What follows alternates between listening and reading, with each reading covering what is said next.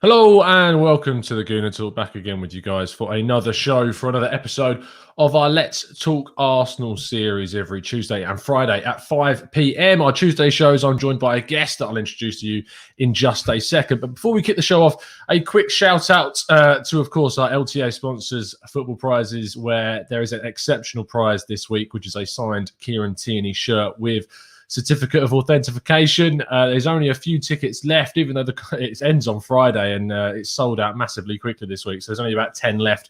Members, I'll be revealing which one of our members has won the free entry on Friday as well.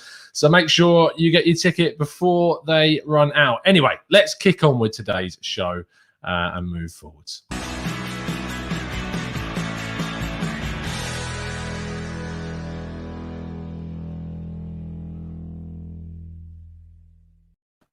I'm joined by Turkish. How you doing, mate? Are you well? Yeah, I'm good, Tom. How are you, man? Yeah, very good. Very good, thank you. It's quite good to have you on the channel, I think, because I was just telling you off air that a lot of the listeners have sometimes felt, whilst they're fantastic, obviously, the thing about the channel is it's quite a specific kind of view in a way. And a lot of the people that I surround myself on a regular basis also have kind of a very similar opinion and view as well. And as I said, I use the word echo chamber as probably the best way to describe it. And it's been good to branch out. I had a good chat with Chig yesterday, Gunnar Eagle Eye, and that was a really good thing. So I'm interested to kind of get your thoughts about the club, because I know that there are going to be some differences, and just to kind of discuss those differences and why we differ in those areas. So, I mean, for the listeners' benefit, it's probably best if we start to just kind of get your thoughts on kind of the situation the club finds itself in at the moment. My thoughts are, this is pretty much expected, I think. I know I was a staunch advocate of moving on from Wenger.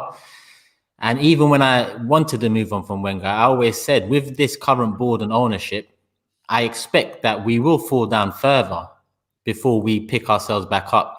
Now, did I expect to be 15th? Did I expect to currently be 10th or 11th? No, I think that's a bit too far. But at the same time, the reality is that we was always closer to this than being close to the title or challenging over the last 10 years, in my opinion. We was always teetering on the edge of dropping out of top four, and what impact that would have on the club, because the club was self-sustaining. A lot of us as fans even supported that method of running the business, running the football club, self-sustainability. Without Champions League football, that all unravels. And I think that's what happened in the end. So I feel like where we are is to be expected. And from my perspective, Tom, anyway. Yeah, I mean, it's very ironically very kind of similar to the view that I've got about where the club is and with the manager. And I suppose that's a good place to go on to next is the job that Arteta is doing. You expected us to kind of not be yet pushing up and in and around the likes of United and City this season. But what have you kind of made of the job that Mikel Arteta has done so far? Are we talking from his appointment? Well, I suppose in the whole thing as in context, the whole job so far, we've obviously taken over in December. What he's done since Unai Emery, moving through the summer window, and where we find ourselves now, 10th, 11th in the table. Look, there's pros and cons for it, and I think let's start with the pros. I feel like the last year of Arsenal have had, as bad as some of the results and form has been, I think we're a lot more resolute in our structure and organization than we have been maybe in the past 10 years, all round, from top to bottom, goalkeeper to attack. I feel like transition's been a problem at times throughout that, but I feel like that problem was to be expected as well with the quality we have in the middle. So I think a big pro for Arteta is that we tend to fight and we tend to stick in games a bit more. Now, on the other hand, when we lose 1-0 to Man City, that's not me saying or me agreeing with fans that are saying, well, it's only 1-0, we'll take that. We should never want to take that. But at the same time, realistically, no one even expected to be in the game in the 80th minute, let alone lose it 1-0. So I feel like with Mikel Arteta, he's brought something there in terms of organization and structure. That's definitely a big pro, because that's been lacking at the football club for so long. We used to be bullied a lot. Troy Deeney's comments, for example, Patrice Evra over the years made comments, along with other players, about how to beat us and how it's men against boys or we lack cojones. All of these quotes were actually true, you know, as much as us as Arsenal fans, it was true. And I feel like the same cannot be said anymore. Does that mean the problems are fixed? No way, because form, it has been a problem. So that's a massive pro. The FA Cup, massive pro, because as much as the FA Cup isn't what it used to be, Tom, I love the FA Cup. The FA Cup is Arsenal. Arsenal is the FA Cup. That's our trophy domestically, 100%. I always want to win that. And I think him pulling that one out the bag, massive pro, 100%. But at the same time, we've seen FA Cup wins blur our vision under Wenger. And that's what I wanted us not to trip over at the same hurdle again and have blurred vision in terms of what that FA Cup meant. It meant a trophy. It meant success. It meant have a good time. But it didn't mean that the problems are fixed or the summer that we had would have been enough. So 2 massive pros for Arteta there. The transfers now, I believe Mari is a pro. Partey, Gabriel, big pros.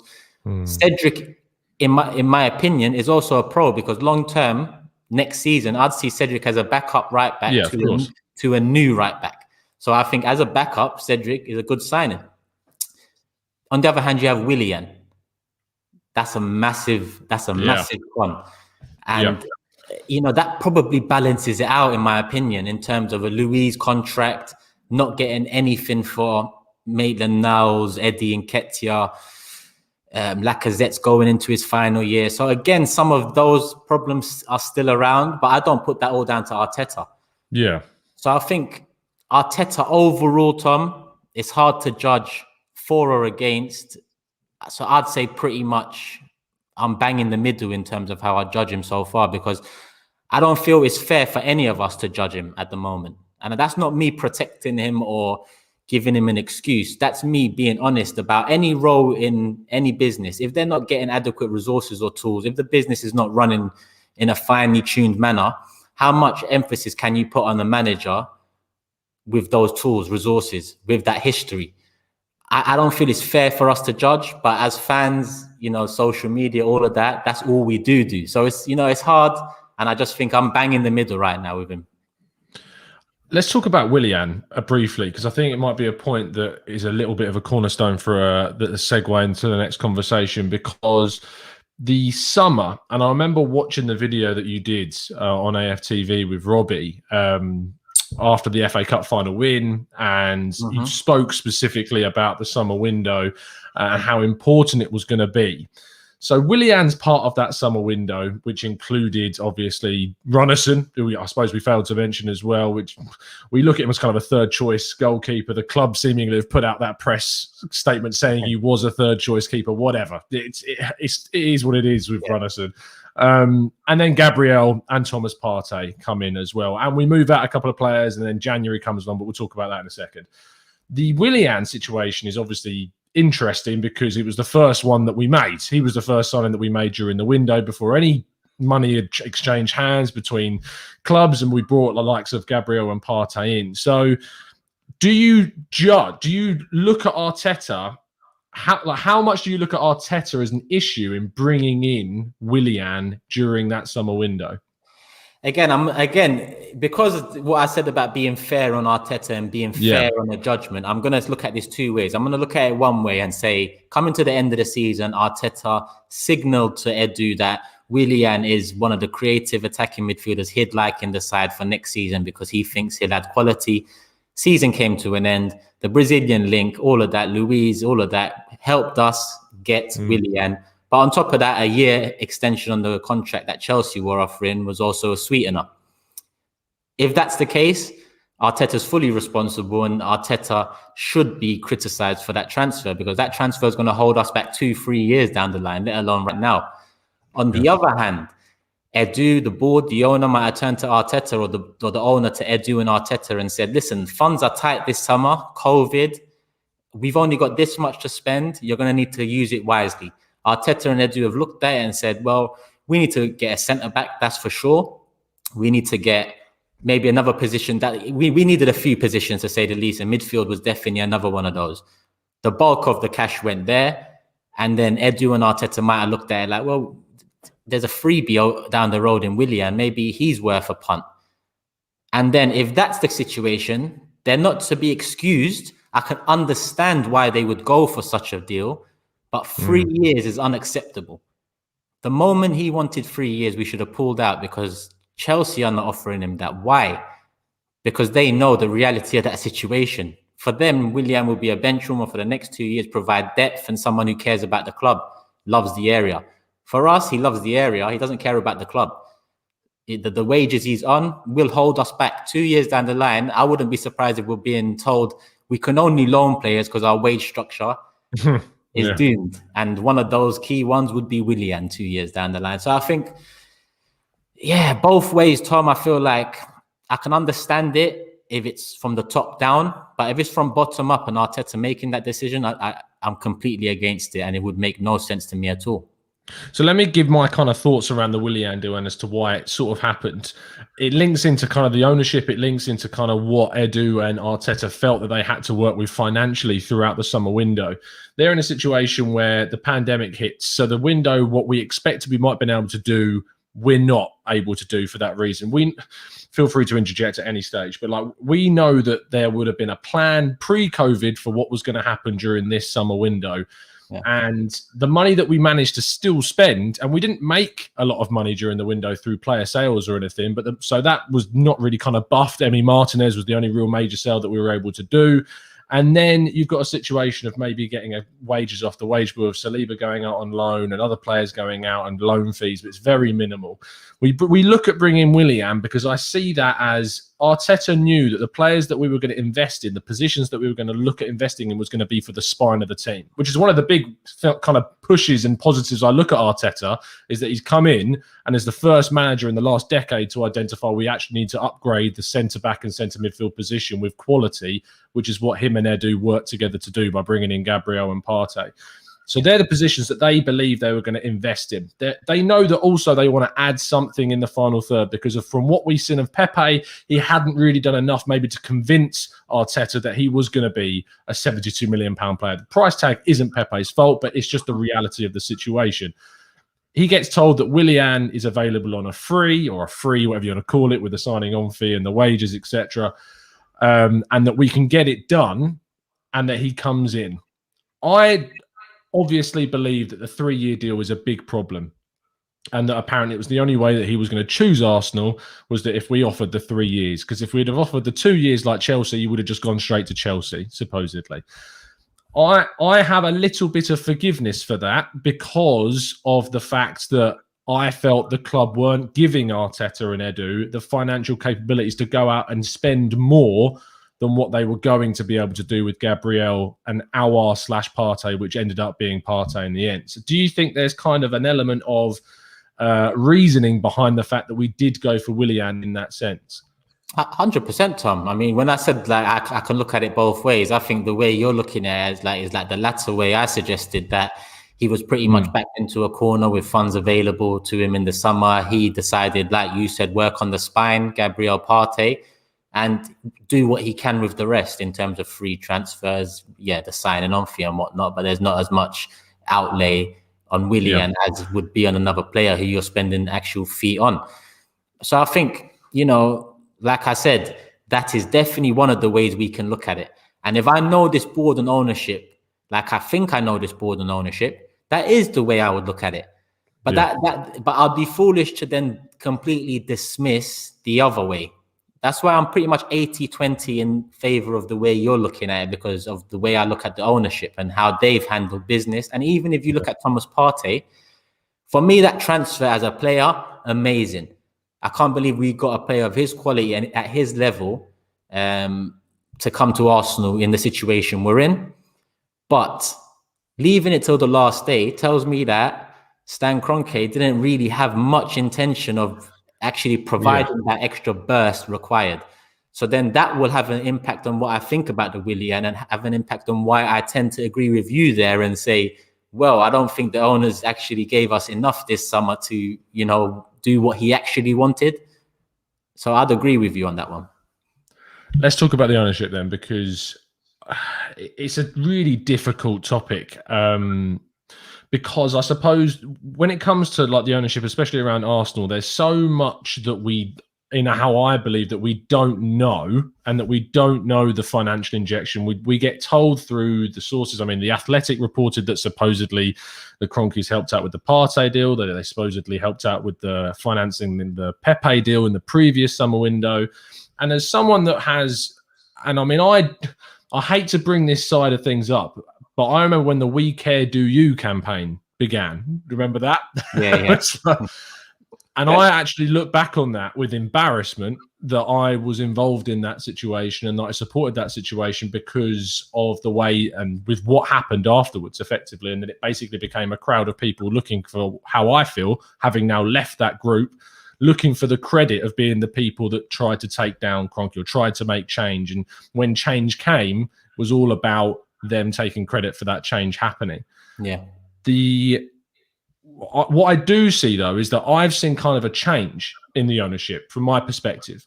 With the Pepe funding coming in, with the Partey funding coming in, I don't look at that as something that we had previously under Wenger or the first season under Unai Emery that wasn't there. And that maybe now that there is a slight change, maybe, and you'll be able to tell me, am I being a bit of a fool for trying to be, I suppose, coerced, persuaded, having the wool pulled over my eyes, being told that there's this investment going into these players that I might look to next summer, and in this summer 2021 window, I look at arguably the most important window of Arsenal's last 20, whatever, 30 years. We say that every window, but it still feels that way.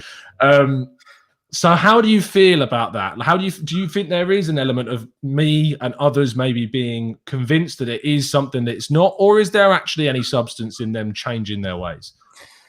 Honestly, when we signed Pepe, if you had asked me one attacking player I would have liked that season that's attainable for Arsenal, it would have been probably Nicolas Pepe. I said it in various videos before we signed him because I thought that's a talent. When we pulled it out the bag, I was happy. Was I lost in terms of thinking that we have turned the corner? No, because the 72 million is 72 million, but this is coming off the back of years of saving money in a sense at Arsenal. Years of cash, one summer.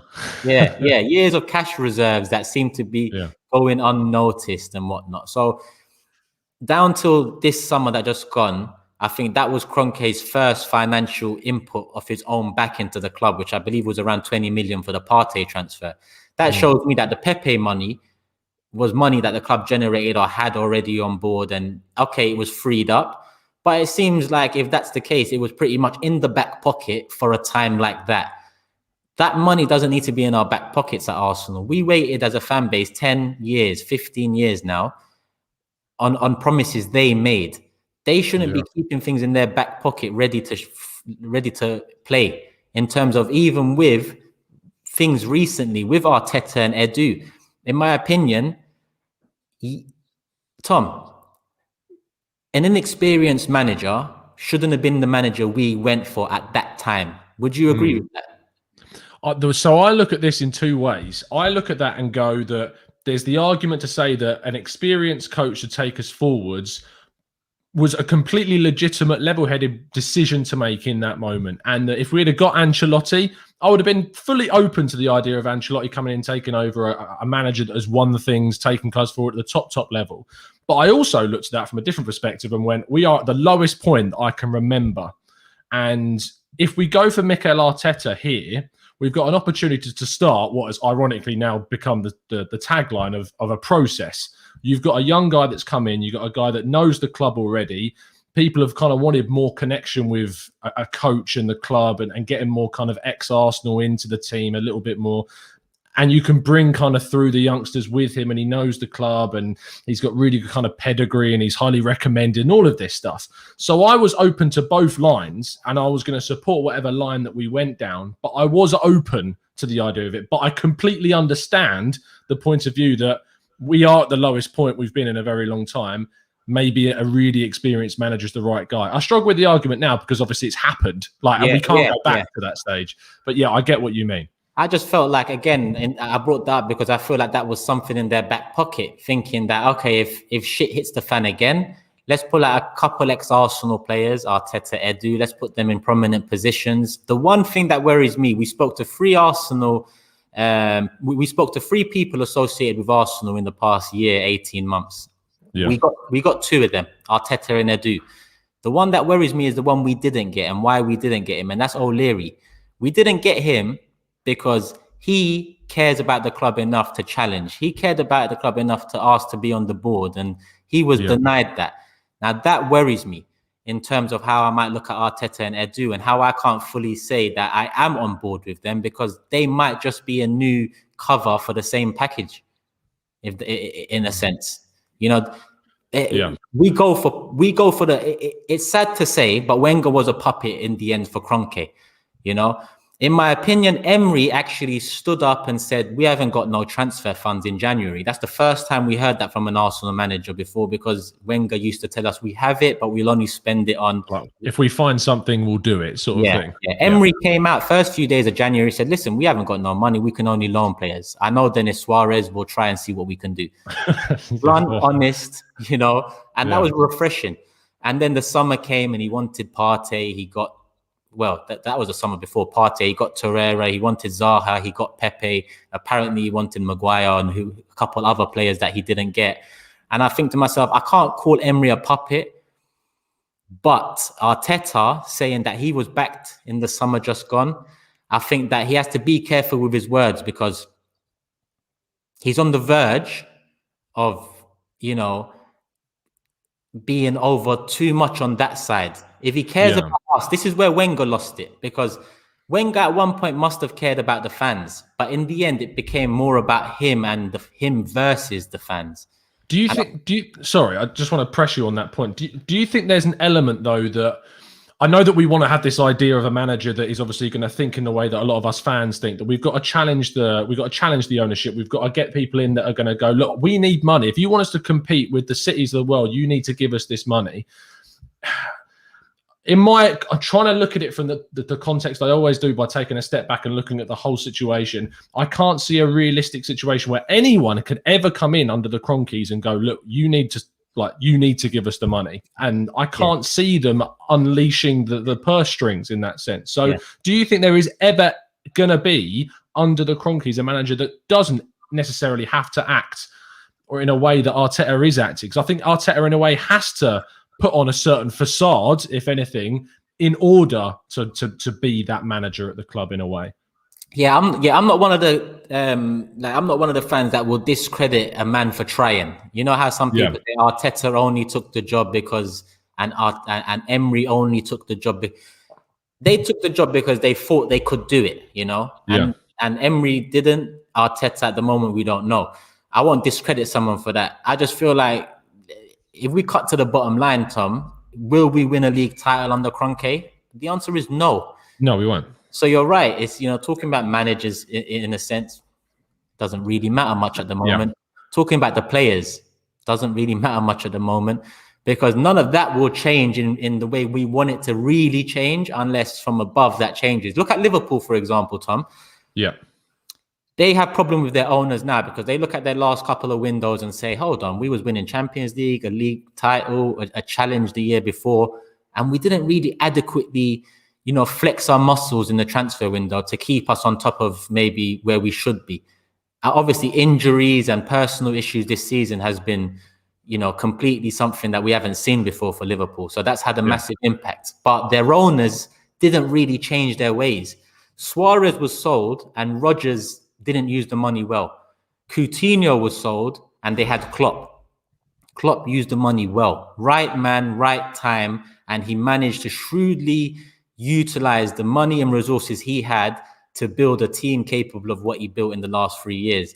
Now, managers like Klopp and luck like that to get it right time, right man, doesn't happen very often. And Arteta might be that right man. I definitely don't think it's the right time because of the owners we have and the fact that at least Klopp had assets. We don't have assets. Klopp had people. Well, we didn't have assets. We do now in the Saka, Martinelli, Emil Smith-Rowe, Tierney. But they're assets that if you ask each and every one of us fans, would we want to see sold in the next 3 years? No way. So if we don't want to see them assets sold, we need this ownership to come up with money and come up with a strategic plan to rebuild this squad without touching those assets. Or 2 years' time, Tom, we'll be doing a video talking about, should we be selling Martinelli? Should we be selling Saka?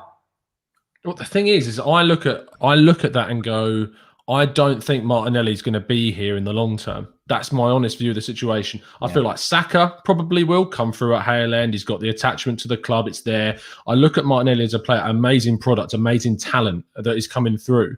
But he just stinks for me as a player that is going to be sold down the line by Arsenal for a big fee, because that's the situation the club is in under the ownership that we are in. And you're 100% spot on with the ownership, in the sense that, are we going to win a Premier League? 99% sure that we're not going to win the Premier League title under the current Kroenke ownership whatsoever. I look at the way and that's why I also have a lot of kind of more sympathy and a lot more leniency for this season that we're experiencing under Arteta, because I look at what the process is. I look at what Arsenal needs to be under Arteta, and there isn't enough evidence for me in this year that we've had him to say, no, he's not the right guy, because I've seen him do different things to the previous coaches that we've got, as in identifying the right players, the right positions that we need to upgrade on, improving us defensively against the top 6 sides, etc., etc. We won't know, I don't feel, for another year if this is actually working in partway through next season. If we get a year down the line and it's not, and we've strengthened again in the summer of this window coming up, then we'll be in a better place. But the thing is, Arsenal are in kind of the bracket of clubs under the ownership that they've got, which is, ironically, I include us in the bracket which includes Liverpool, because Liverpool don't have an ownership that pump money in like Chelsea and City and United. Liverpool are a club that rely on smart recruitment, smart selling, and then a manager that can identify the right players as well and then bring all that together. That is what Arsenal need to be. And unfortunately, the narrative that is kind of peddled in a way on social media is that Arsenal have spent loads of money. We've competed with Chelsea in our spending. But the thing is, yeah, in terms of raw spending, we've competed. But in intelligence in the market, we've come nowhere close to other clubs in the Premier League. Yeah. And that's why we are where we are. And that's why I've got a lot more sympathy, because Arteta's working with a squad that has been poorly put together. And he's now got to do a huge job along with Edu to change that, with an ownership that aren't going to give you the funds to do it quickly.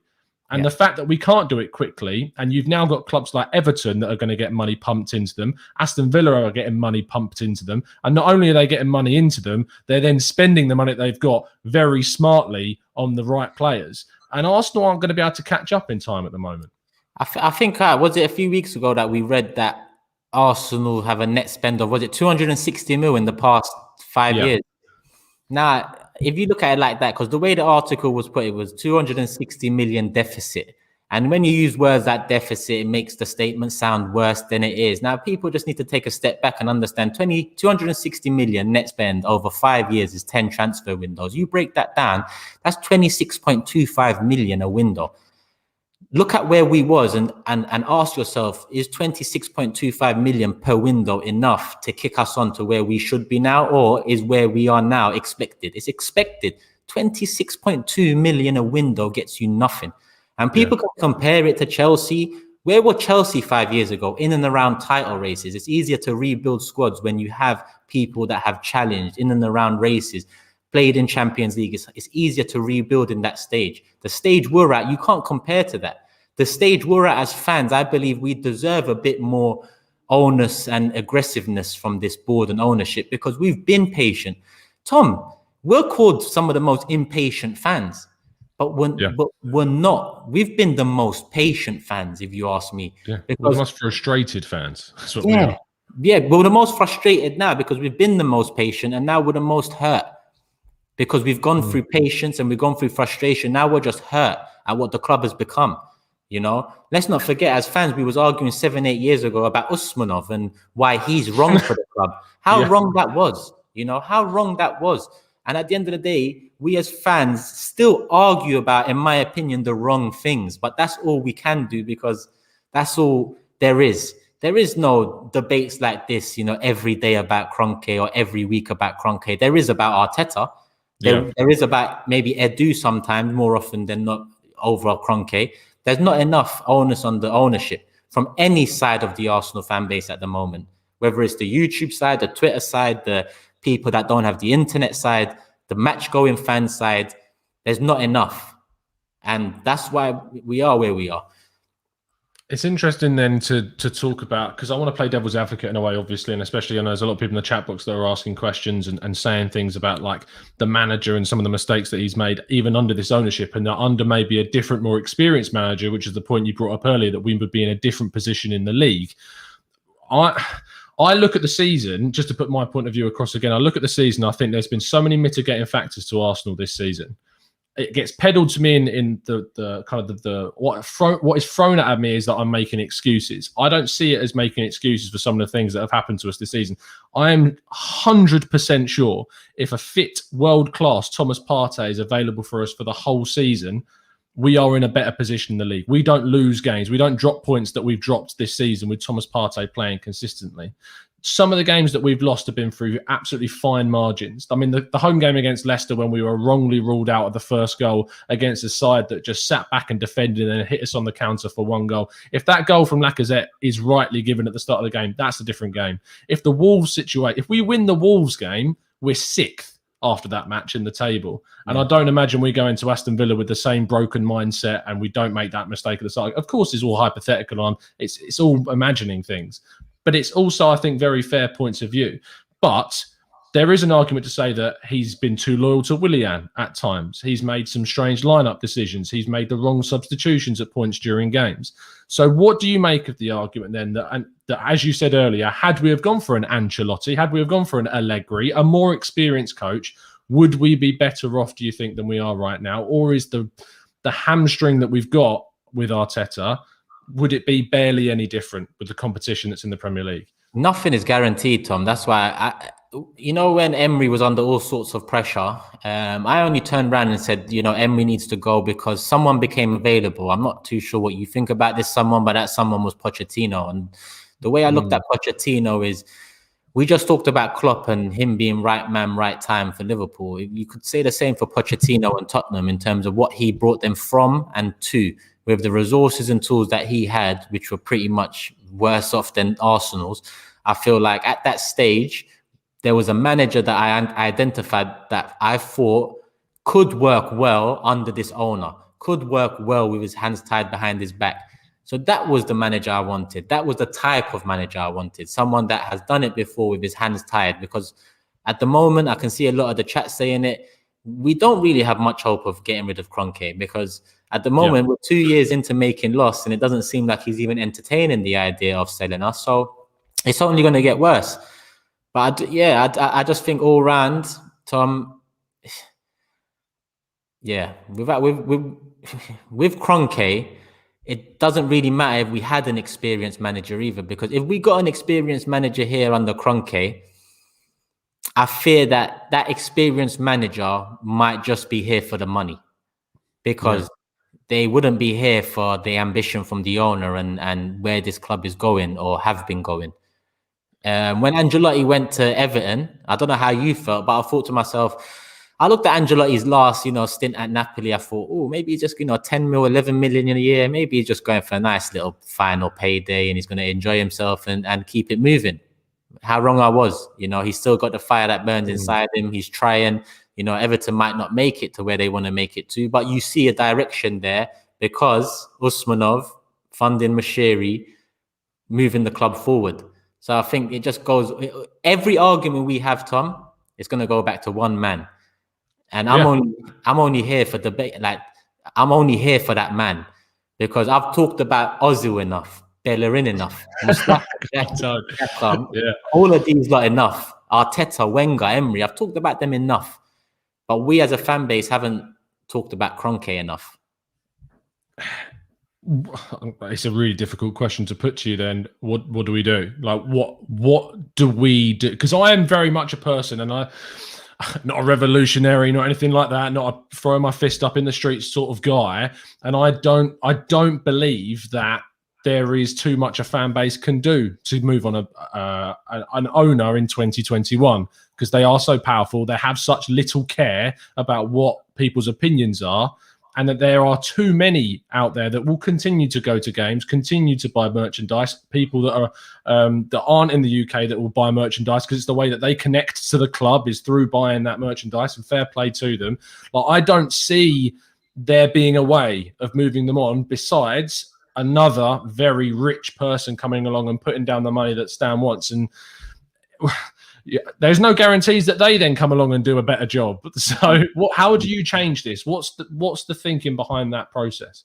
I think a few years ago, I had faith that it could be changed. I had faith that fans might align. I had faith in we care, do you. But as we mentioned earlier, the less said about that, the better. I think as a fan base, there's too much division to unite. I think that's a given now, because I've tried to entertain the idea. We're not uniting as a fan base, but we can align. And by aligning, you can apply pressure. But that pressure doesn't mean he will sell or he will act. I doubt he would. Mo, I was speaking to Mo the other day, and Mo made a good point about the Super League being around the corner potentially. Obviously, Kroenke was a part of those plans. And if you look at Kroenke's investment into Arsenal, it was more or less us investing into Bitcoin or something along those lines. It's a stock market. It's shares. He bought Arsenal.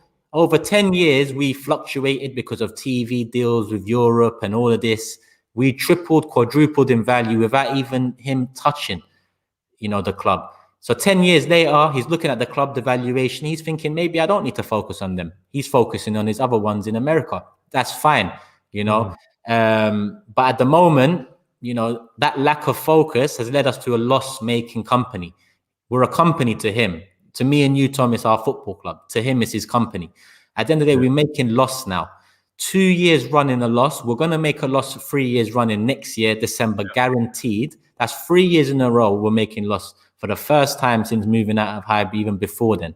We've gone from top 5 globally to top 20 globally. Tottenham are in and around the same commercial revenue at the moment, which is a complete and utter joke. And they'll go up because of the stadium as well. And the names that are in and around the club. Because even Jose, in terms of him not working out, and I love that, kind of built on their foundation in a sense of the type of manager that they might be able to attract name-wise. Now, with us, I think the European Super League is massive. Because if that is true and that happens, Kroenke quadruples his investment again. And we are doomed. We are doomed. But if that falls through, then is there a light at the end of the tunnel financially at Arsenal in terms of another burst like the TV revenue did in the last 10? I don't think so. But Tom, I can't answer your question because we have to just cross our fingers and hope that one day he turns around to Josh and says, Josh, I've had enough of Arsenal, mate. That time to sell it.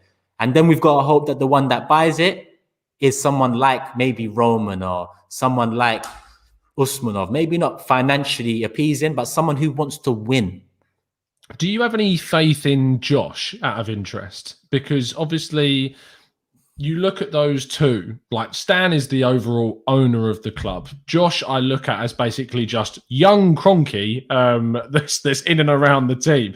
I do have a sense of that he does care about the club and that he supports the team and he wants the team to do well. But I don't look at him as anyone with any real power. He's basically the messenger between what happens here and then going back to Stan. And eventually, as is what happens in families of very rich ownerships, that does pass on and that will pass on to Josh. So do you think there's any legitimacy behind the thing to say, if Josh eventually takes over the fortune, then we might be in a better position, or no? Nah, I think they're all part of the same problem, Yeah. And I think I look back at that Josh be excited and around that time, and it felt like to me, and looking back now, it still does, that Kroenke was juggling a lot of businesses, and he goes to his son, you know what, son? That's going to be yours one day. Go and give it a go. Josh came out with be excited. He went to the training ground a few times, put on an Arsenal top. He had a picture with Emery here and there, a couple of the players smiling. Some of the fans were on string saying he cares. Please, that doesn't show he cares. If he had cared, when he was given maybe authority over the club, like it seemed like he was given, he should have been over here attending games, being more there, full stop. Not just a voice, you need to be in and around the side squad, and you need to be acting. Now, I know Roman doesn't do that, but we are in a different position. I don't think Roman's allowed. Not allowed anymore. But over the years, he went less and less. But I think Josh is just a part of the same problem. And I just feel like they put a new face on it. Like you said, a younger face, but I see straight through him. Let's go back to the point about kind of the Ancelotti side of things, because that really interested me when you brought up what he's doing with Everton, because I might have a different view in a way. I look at what he's done at Everton, and I don't think Ancelotti's not a long-term appointment at Everton. I think Everton looked at Ancelotti as like they're a club that are going to spend money. They're going to back the guy. They're going to pump money into the club to try and put them up to a different level above Arsenal into the top four and competing with those guys. And that they feel that he will be the guy to help them transition through to that stage. And I see that in the signings that he's made, because he's signed players that are in their prime, that have got no sell-on value, like Alan, Decore, James Rodriguez. They're all 28, 29, 30, going into those years that are going to give you results right now. So when I see that tells me that it wouldn't have been the right appointment for Arsenal, because Arsenal aren't in that position where they're going to have an owner that's going to go in and back them with all that money. So that's why I hold back on the Ancelotti thing, because I would have been open to seeing what it would have done in the short term, but I don't see it as kind of like the long-term project, if that makes sense. Yeah, I don't even entertain the idea of Ancelotti, Allegri, Simeone. I can't entertain them names because, for one, we don't have the money for them. And for two, even if we did offer them money, I believe those characters care more about their reputation than they do their pockets. And I think even if you gave them 10 million a year, 20 million a year, they'd still ask, what are you going to give us for the club? And if that's not adequate enough, I don't think they'd take the risk. So I never entertained the ideas of those names because realistically, we can't. You know, I think we missed the boat in terms of that Pep and Klopp coming into England, into City and Liverpool. We missed the boat around them times where we should have got rid of Wenger a bit earlier on and gone for one of the two and maybe fully changed direction. Instead, we crawled over the line with Wenger and we've been crawling ever since. And it's going to take someone to, I don't know, Tom. You know, you said this is a big transfer window, and I've said the same thing, but you also said we always say that, and I said the same thing. But the amount of contracts that come off this wage bill and the amount of times I've heard that the wage bill has held us back over the last 2 years, this has to be a big one now. It has to be, because we need it. Talk to me, but I suppose we'll finish the show on this point. Is the 2021 window is coming up. Realistically, what do you think it is? What's Arteta's job? Because he's going to be here no matter where we finish. If we get knocked out of the Europa, I still see him being here during this window. What's the job? What are the positions? What's the financial side of it behind it? Where we need to be investing? What's your kind of plan for 2021 summer? Just tackle it head on, Tom. You know, if you get any sort of sniffs of similar deals to Maitland-Niles to Wolves last year, or Eddie and Ketchup to West Ham, these are the sorts of deals we need to be taking and not dwelling on, because as we've saw with both players, their value has gone down in the 12 months since, so we would have been better off. So I think things like that, you know, be a bit more confident and go for it, you know, and be a bit more ruthless and go for it too. And in terms of positions, I think we need a change at right back. I think you can do that without spending too much, considering value of Bellerin and the value of some of the right backs we're looking at. Yep. And then we got to focus on the middle, central midfield. We need 2, maybe 3 players at the bare minimum in the middle, attacking mid, and 2 in behind to partner Partey or change around with Partey and Xhaka and not Ceballos. Ceballos, I'd just let him go back to Real. Yeah. El Nene, I'd move on this summer too. Guendouzi, I'd bring back, but we still need 2 on top. So I think centrally is where we need to focus. Then you have Eddie and Lacazette with 12 months to go. Sort them out. And by sort them out, I mean no new contracts. Get rid. And then maybe think about Martinelli's future, and is he the striker that maybe rotates with Oba moving forward? You know, these are the things I want to see in action this summer. And they're all realistic in my opinion. Are you worried about Martinelli at the moment? Are you worried about how little he's playing under Arteta? I'm not worried till I hear from him himself, because I don't know. Martinelli seems like he's a mature guy for his age. The way he's come over here, tackled his, you know, training regime, training itself. When COVID hit, you saw him working out in his garden, doing what he has to do. I think if Arteta is protecting him, he'd understand. But if Arteta's freezing him out, then this summer we'll find out what he really wants, and he will kick on. He will push for a move, in my opinion. It's going to be an interesting one to kind of see where certain players move on, with players coming back from loan, how Mavropanos and Saliba are reintegrating into the team. I disagree on the Guendouzi thing. I would personally move him on. I'm not a big fan of him as a guy, of what he gives on the pitch. To be honest, just my view on it. Lucas Torreira is a really interesting one, because I feel like if we got the Lucas Torreira that we signed and played him in the right position, he's actually a quality talent. I feel like Emery, by trying to play him in a more advanced role, kind of wrecked what we had in Torreira, and it's not worked out at Atletico either. Thank you for the super chat. Jasho says, if all the Arsenal big hitting YouTubers could come together and do a 24-hour, almost like a charity collaboration called Keep Arsenal or Kroenke's Out, maybe it would demonstrate the fans' worldwide feeling.